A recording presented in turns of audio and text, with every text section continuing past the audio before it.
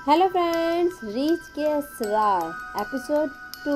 अगर आप मेरे इस चैनल पर नए हैं तो इस स्टोरी को सुनने के लिए प्लीज़ लाइक माई चैनल। मैं इस सिलसिले पर कोई बात नहीं करना चाहती, इसके जिक्र से ही मेरे तन बदन में आग लग जाती है। वो इंतहाई बेजारी से बोली। 2-4 रस्मी सवालात करने के बाद हमने नुजरत से इजाज़त चाही।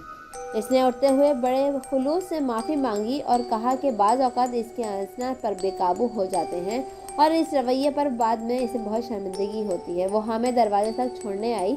आसिफ को इसने इसरार करके रोक लिया और इरशाद भाई अपनी गाड़ी में आ बैठे। फ्रॉड! गाड़ी में बैठते हुए इरशाद भाई ने नारा लगाया। कहाँ है फ्रॉड? मैंने चारों तरफ देखा। ईमान से लड़की बड़ी फ्रॉड है।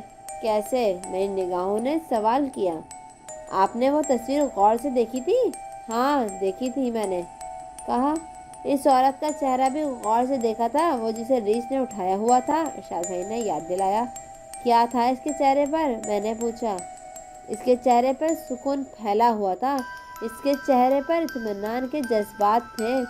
सूरत हाल ने इसे दहशत ज़दा होने के बजाय उल्फत ज़दा बना दिया था। खुदा की कसम, ये लड़की ख्वाहिशों की मारी है, इंतहाई गैर मामूली ख्वाहिशों की। दिलदादा, एकदम फ्रॉड! इरशाद भाई जोश में कहते हुए चले गए और मेरे सामने सोचने का एक नया बाब खुल गया। रात तक नुदरत की हिस्ट्राई हंसी मेरा रीच करती रही। इसकी बनाई हुई रीच की तस्वीर बार बार निगाहों में घूमती रही। तमाम कामों से फारिग होकर जब मैं बिस्तर पर लेटा तो इस हौलनाक वाक़े के जज़ाइये मेरे जहन में ताज़ा होने लगे। तंगपुर का वो पुरअसरार जंगल, पहाड़ी मज़दूरों की वो झोपड़ियाँ, तंग ऊंचे नीचे रास्ते, बहते चश्मे, इसमें पड़े हुए बड़े बड़े पत्थर, इन पत्थरों पर मेरा अक्स बैठना, दूर तक पहाड़ों को तकना, हुस्न फितरत से महफूज होना, वो 2 नाली स्पिन साख्ता बंदूक जिसकी नालियों का तर तो सौ से बहुत कम हमकिनार होती थी, वो रात को जंगल के बीच पड़ाव पर सोना, रात भर आग का जलना और किसी जंगली जानवरों की आवाज़ पर चौंक कर उठना, ये सब बातें मुझे तेज़ी से याद आ रही थीं, मेरे गर्द हुजूम करती जा रही थीं। ये इन दिनों की बात है जब मैं अलीगढ़ में एमए का तालिब इल्म था। मेरे चचा हाजी मर्दान खान जो बरेलवी में रिहाइश पजीर थे, जो बांसों के जंगलात के बड़े बड़े ठेके लेते थे, मुझे अरसे में जंगलात की ज़िंदगी देखने और शिकार खेलने की दावत दे रहे थे। आखिर में कुछ दिन इनके बुलावे का एहतराम और कुछ इनके शौक़ पर मजबूर होकर बरेली जाने के लिए तैयार हो गया। इस वक्त अलीगढ़ से बरेली के लिए 2 गाड़ियाँ चलती थीं, एक सुबह एक शाम। मैंने शाम की गाड़ी का इंतखाब किया। ये गाड़ी सुबह तड़के बरेली पहुंची थी। रात का सफ़र मैं आसानी से सोकर गुजार सकता था। इसके अलावा एक वजह यह भी थी कि मैंने अपने साथ बंदूक ले ली थी। बंदूक का लाइसेंस वालिद साहब के नाम था। वालिद साहब बड़ी मुश्किल से बंदूक देने के लिए राज़ी हुए थे, क्योंकि चेक होने की सूरत में लाइसेंस मनसूख होने का ख़तरा था। मेरी इस यकीन दहानी पर कि मैं बंदूक सिर्फ जंगल में निकालूंगा और इसे एहतियात से रखूंगा, इन्होंने बंदूक इनायत करने की हामी भर ली थी। साथ ही SGLG और छेनों वाले कारतूसों के डब्बे में ला दिए थे। मैंने बंदूक को डब्बे में बंद की। बंदूक का ये डब्बा बड़े बेंजों के डब्बे की तरह था। अब इसके चेक होने का बिल्कुल ख़तरा न था। वैसे भी रात को फर्स्ट क्लास के डब्बे में टीटी वगैरह मुश्किल ही से आते थे और यही सोचकर मैंने रात का सफ़र इख्तियार किया था। गाड़ी 5 बजे शाम प्लेटफॉर्म से रेंगती हुई निकली। मैं 2 बर्तों वाले कोपे में था। दूसरी बर्थ खाली पड़ी थी। गाड़ी क्योंकि चल रही थी, इसलिए किसी बड़े स्टेशन के आने पर कोई और मुसाफिर आने का सवाल ही ना था। मैंने दरवाज़ा बंद करके अंदर से चिटकी चला ली थी और इत्मीनान से पाँव फैलाकर बैठ गया। खुली खिड़की से मुझे भागते हुए दरख्त दिखाई दे रहे थे। मंजर एक यकसानियत से तंग आकर मैंने शॉर्ट केस में रिसाला निकाला और इसकी वर्क गर्दानी करने लगा। रिसाला पढ़ते पढ़ते ऐसे ही मेरे नज़र सामने वाली बर्थ के नीचे पड़ी, जिस चीज़ पर जम गई। वो एक सुर्ख रंग की शाल थी जिसे कोई मुसाफिर डब्बे में भूल गया था। बात अगर शाल की हद तक ही होती तो कोई बात ना थी। मेरी तजस्सुस की मारी तबीयत ने बर्थ के नीचे एक कोने में पड़ी शाल को पकड़कर खींचा तो वो वजनी सी मालूम हुई। इस शाल के अंदर कोई चीज़ लिपटी हुई थी। या अल्लाह, क्या चीज़ है इसमें? मेरे दिल की धड़कनें तेज़ हो गईं। मैंने आहिस्ता आहिस्ता शॉल को खोला। अचानक ही एक इंसानी हाथ फिसलकर बर्थ पर गिरा। ये किसी औरत का हाथ था जो कोने से लटका हुआ था और ताज़ा ताज़ा खून इसमें से बह रहा था। गोरे रंग के इस भरे भरे हाथ से इस औरत की उम्र 25-30 के दरमियान मालूम होती थी। हाथ काले रंग की चूड़ियों से भरा हुआ था। काली कलाई पर कहीं कहीं जख्मों के निशान थे जो मज़ाहमत के दौरान चूड़ियाँ टूटने से आए होंगे। बखूबी उंगलियों में एक भारी सी खूबसूरत सोने की अंगूठी थी। गाड़ी अपनी पूरी रफ्तार से पेट्रोल के सीने पर नदवादी हुई चली जा रही थी। 2 मिनट बाद एक हॉल्ट आने वाला था और इन 2 मिनटों में मुझे फैसला कर लेना था। एक राह तो ये थी कि मैं जंजीर खींचकर गाड़ी रोकूं और गार्ड को ये हाथ पेश कर दूं।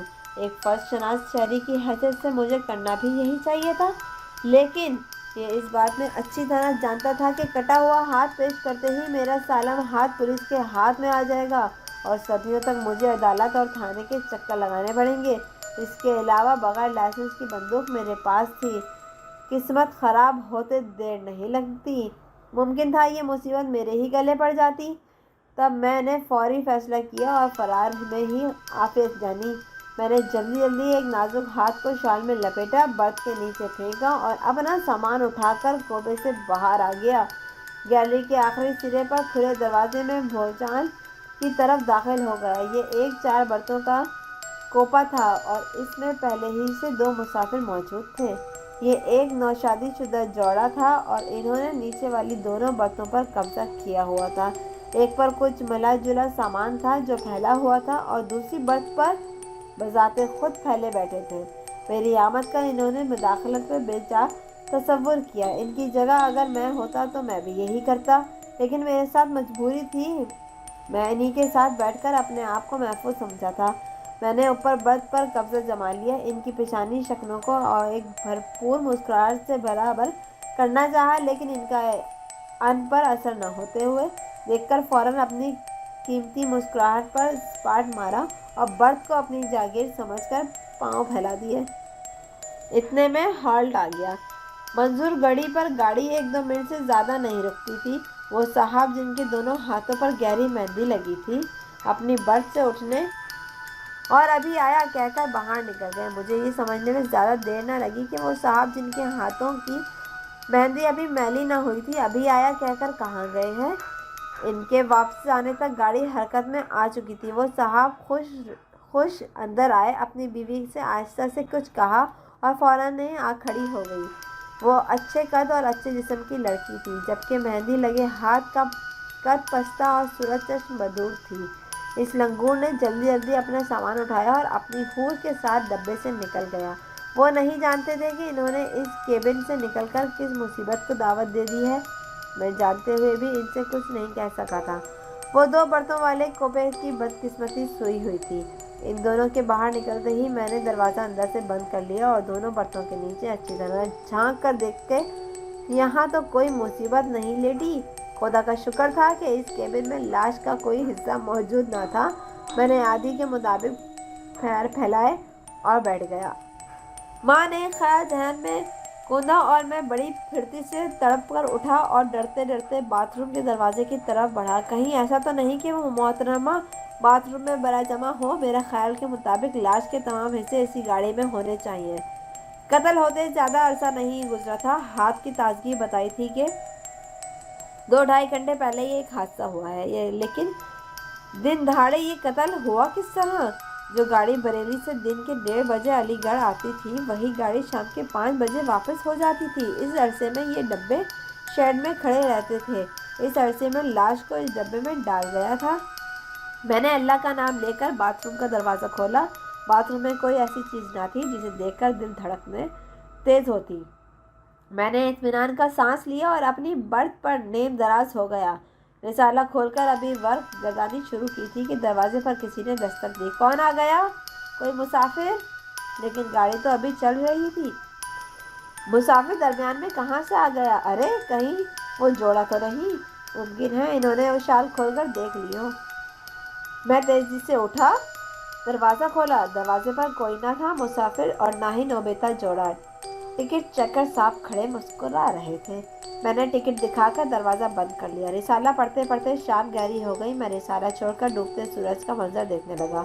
मगरिब में सुर्खी फैली हुई थी, जबकि सब दरख्तों पर स्याही बढ़ती जा रही थी। देखते ही देखते जिंदगी के इल्मदार को आसमान ने निगल गया। सुर्खी स्याही माइल हो गई, यहाँ तक कि हर सू अंधेरा छा गया।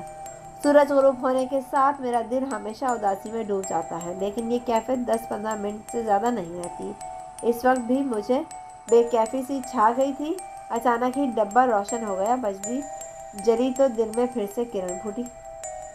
Thank you friends. आगे की स्टोरी सुनने के लिए please subscribe my channel and bell icon को बटन प्रेस करना बिल्कुल ना भूलें।